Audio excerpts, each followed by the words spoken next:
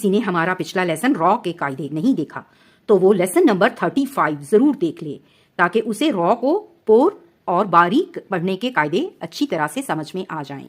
आज हम आपको रॉ के कुछ और कायदे समझाएंगे। कायदा नंबर 7 ये है कि रॉ पर ठहरते वक्त, यानी अगर हम रॉ पे रुक रहे हैं, जिस रॉ पर हम रुक रहे हैं वो साकिन हो गई है, यानी इस रॉ को हम कहेंगे रॉ मौकूफ। वक्फ की सूरत में जब रॉ साकिन होती है उसको कहते हैं रॉ मौकूफ, ठीक है।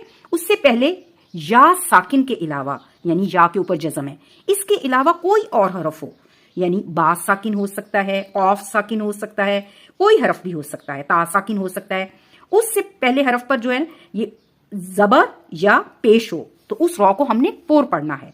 इसकी मिसाल देखें आप, अल कद्र।